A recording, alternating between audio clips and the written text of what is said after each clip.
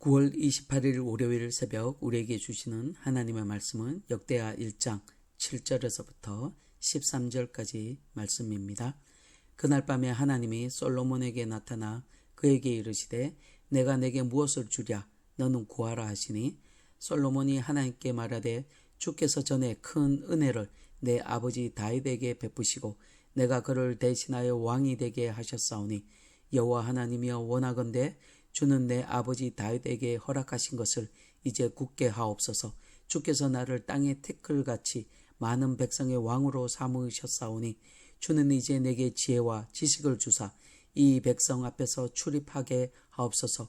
이렇게 많은 주의 백성을 누가 능히 재판하리이까 하니 하나님이 솔로몬에게 이르시되 이런 마음이 내게 있어서 부나 재물이나 영광이나 원수의 생명멸하기를 구하지 아니하며 장수도 구하지 아니하고 오직 내가 내게 다스리게 한 내 백성을 재판하기 위하여 지혜와 지식을 구하였으니 그러므로 내가 내게 지혜와 지식을 주고 부와 재물과 영광도 주리니 내 전의 왕들도 이런 일이 없거니와 내 후에도 이런 일이 없으리라 하시니라.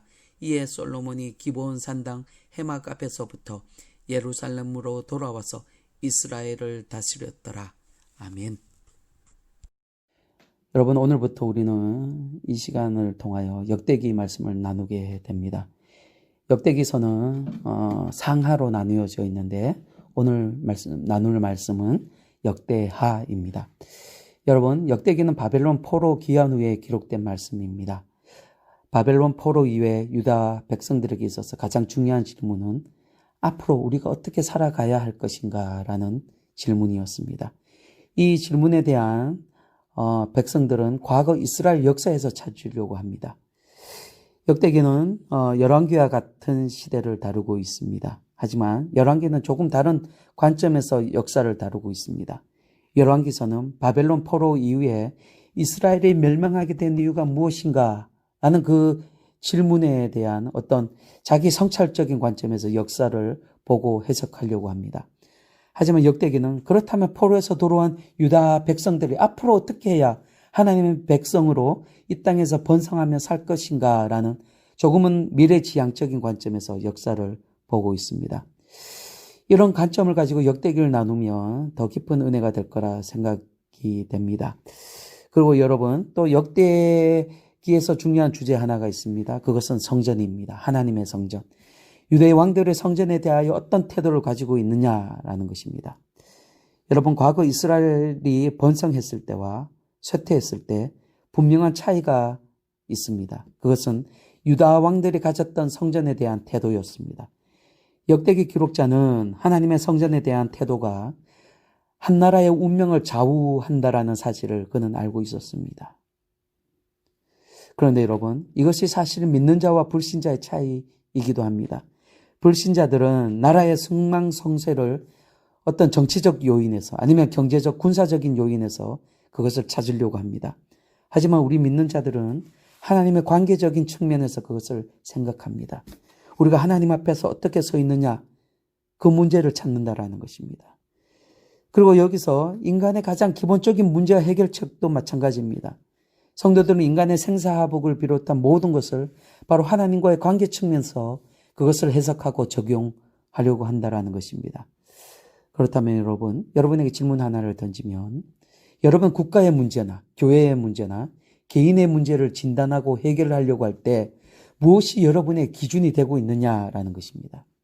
하나님의 말씀이 기준이 되는지 아니면 하나님 말씀 밖에서 그것의 기준을 찾으려고 하는지 여러분 역대기 말씀을 나누면서 이 부분에 대해서 자신의 신앙을 한번 점검할 필요가 있습니다. 여러분, 이렇게 역대기의 서론적인 부분들을 지금 계속 보고 있는데요. 여러분, 역대하의 말씀을 보시면 역대하는 1장에서 9장까지 솔로몬 통치 기간을 기록하고 있습니다. 그리고 10장에서 28장까지는 분열 왕국 시대 유다 왕들의 통치에 대하여 기록하고 있습니다. 여기에서도 핵심 주제는 바로 하나님의 성전입니다. 이런 주제로 1장에서 9장까지 기록된 솔로몬 왕의 통치 기간에 바로 성전 봉헌, 바로 솔로몬이 성전을 짓고 봉헌하는 그런 과정, 그리고 그 가운데서 하나님의 응답을 중심으로 1장에서 9장까지 그렇게 전개되고 있습니다. 특히 여기는 핵심 성경 구절이 하나 있는데요. 역대하 7장 14절입니다. 내 이름을 일컫는 내 백성이 그들의 악한 길에서 떠나 스스로 낮추고 기도하여 내 얼굴을 찾으면 내가 하늘에서 듣고 그들의 죄를 사하고 그들의 땅을 고칠지라 라고 말씀합니다. 이 말씀은 바로 성전에서 선포된 하나님의 말씀입니다. 여러분, 이스라엘 백성들이 악한 길에서 돌이켜 하나님의 얼굴을 찾을 곳이 바로 성전이라고 말씀하고 있는 것입니다. 성전에서 부르짖는 백성들의 기도를 들으시고 그들의 죄를 사해 주시겠다라는 말씀입니다. 여러분, 하나님께서 성전에 자기의 이름을 두셨다라고 말씀하십니다. 성전은 하나님의 이름이 있는 곳입니다. 그곳에서 하나님의 이름을 부르며 기도하면 하나님께서 그들의 기도를 들어주신다라고 분명히 말씀하고 있습니다. 여러분, 예수 그리스도의 이름이 저와 여러분에게 있습니다. 그래서 우리는 성전입니다. 우리 심령에 예수 그리스도의 이름이 새겨져 있습니다. 인쳐져 있습니다. 여러분, 예수의 이름으로 하나님께 부르짖기를 소망합니다. 그 이름으로 하나님께 여러분의 간절한 소망을 올려드릴 수 있기를 소망합니다. 그때 하나님께서 그 기도를 들으시고 반드시 응답해 주실 거라 믿습니다. 여러분, 성전을 대하는 태도가 더욱더 거룩해지고 더욱더 간절해지고 더욱더 진정성 있기를 소망합니다. 그리고 예수의 이름이 저와 여러분 안에서 부흥되기를 주님의 이름으로 축원드립니다. 자, 그렇다면 이제 본격적으로 오늘 본문에 대해서 잠깐 나누겠습니다.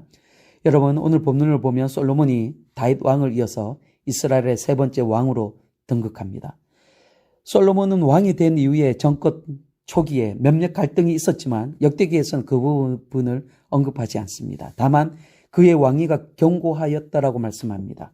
그러면서 솔로몬의 왕위가 견고하게 된 이유에 대해서 말씀하고 있는데 1절 중반부에 보시면 하나님 여호와께서 그와 함께 하사 심히 창대하게 하시니라 라고 말씀합니다. 여러분, 하나님께서 그와 함께 하시고 그리고 그를 높여주셨기에 그의 왕위가 견고하여졌다라고 말씀하고 있는 것입니다. 솔로몬이 누린 모든 축복과 그리고 그의 영화의 근원이 바로 하나님이시라는 것입니다. 솔로몬은 하나님께서 함께 하시면 어떤 복을 누리게 될 것인지 그것을 경험한 사람이었습니다. 사랑하는 성도 여러분, 하나님께서 여러분과 함께해 주시기를 그리고 여러분을 높여주시기를 주님의 이름으로 축원합니다. 그런데 여러분, 하나님께서 어떤 사람의 명성과 그의 배경을 보고 축복하시는 그런 분이 아니십니다. 솔로몬이 다윗의 아들이기 때문에 그를 축복하신 것이 아닙니다. 솔로몬이 세 번째 이스라엘의 왕이 되었기 때문에 그를 자동적으로 축복하신 것은 아닙니다. 하나님께서 솔로몬을 인정하게 된 사건이 하나 있습니다. 그것이 오늘 본문에 나옵니다. 여러분, 솔로몬은 왕위에 오른 후에 기드온 산당을 올라갑니다. 당시 예루살렘 성전이 없었을 때라 하나님의 성막이 바로 그곳에 있었습니다. 그곳에서 솔로몬은 여러분들도 잘 알고 있는 양 1,000마리로 하나님께 번제를 드립니다. 1,000번제를 드렸다라는 것입니다. 그리고 오늘 본문 7절을 보시면 그날 밤에 하나님이 솔로몬에게 나타나 그에게 이르시되 내가 네게 무엇을 주랴 너는 구하라 라고 말씀하십니다. 솔로몬은 고된 하루의 일정을 마치고 잠자리에 들었는데 그 솔로몬에게 하나님께서 찾아오셨습니다. 솔로몬의 1,000번째 예배에 응답하시는 것입니다. 솔로몬의 소원을 묻습니다. 무엇이든지 들어주시겠다라고 원하는 것을 구하라고 말씀하십니다. 그래서 솔로몬은 서슴없이 하나님께 자신의 소원을 구합니다. 그것이 9절과 10절에 나옵니다. 솔로몬의 소원이 9절과 10절에 나오는데 요약하면 주께서 나의 땅을 티끌과 같이 많은 백성의 왕으로 세우셨습니다. 그러니 이제 내게 지혜와 지식을 주사 이 백성들을 인도하게 하옵소서. 여러분, 솔로몬은 자기 자신의 개인적인 복을 구하지 않았습니다. 개인의 부와 아니면 재물과 영화를 구하지 않았습니다. 아니면 원수들을 제거해달라고 그런 요구도 하지 않았습니다. 건강하게 아주 오래 살게 해달라는 그런 뻔한 소원도 하지 않았습니다. 그는 이스라엘 백성들을 잘 다스릴 수 있는 그런 지혜와 지식을 구하였습니다. 하나님은 솔로몬이 한 이 강구에 아주 기뻐하십니다. 그래서 세상 그 누구와도 비교할 수 없는 총명함을 그에게 주셨습니다.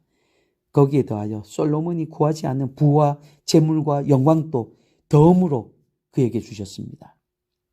여러분, 이렇게 하나님께서 솔로몬의 강구에 기뻐하신 그 특별한 이유가 하나 있습니다. 여러분, 창세기 3장에 보면 인간이 선과 악을 알게 하는 이 나무의 열매를 먹었습니다. 그리고 부패하게 됩니다. 타락하게 됩니다. 이때부터 인간은 하나님의 말씀보다는 자기 자신의 어떤 생각이 우선이 됩니다. 자기가 판단합니다. 자기가 결정합니다. 자기의 생각으로 사람들을 정죄합니다. 자기가 재판관이 되어 판결합니다. 자기가 옳습니다. 하나님 말씀이 그것을 선이라고 말하는데 자기 생각에 그것이 악이면 악이 되는 것입니다. 하지만 여러분, 오늘 본문의 솔로몬은 하나님께 지혜를 구함으로 모든 결정권을 누구에게 올리고 있습니까? 하나님께 맡기는 것입니다. 하나님의 지혜로 이스라엘을 다스리는 것입니다. 자신이 이스라엘을 다스리는 게 아니라 하나님의 지혜, 바로 하나님께서 다스리도록 하나님께 그 모든 왕의 권위를 하나님께 돌려드리는 것입니다. 신분 정치를 이루는 것입니다. 이것이 하나님께서 가나안 땅에 세우시고자 하셨던 그 하나님의 나라였습니다. 그래서 하나님께서 지혜를 구한 솔로몬의 강구에 하나님께서 아주 기뻐하셨다라는 것입니다. 사랑하는 성도 여러분, 여러분들도 하나님께 지혜를 구하시길 바랍니다. 하루 시작을 하면서 하나님 앞에 지혜를 구하시고 하루를 시작하시길 바랍니다. 하나님께 성령 충만함을 구하시길 바랍니다. 여러분, 하나님의 지혜와 그리고 성령 하나님의 그 충만하심으로 하루 우리의 삶을 온전히 하나님께 내맡겨드리고 하나님의 지혜로 하나님의 인도하심으로 하루하루 시간 살아내는 여러분들이 되기를 바랍니다. 그래서 여러분의 삶의 모든 것을 하나님께 맡기시고 여러분의 인생의 모든 결정권과 그리고 선택을 하나님께 모두 다 맡겨드리시기를 바랍니다.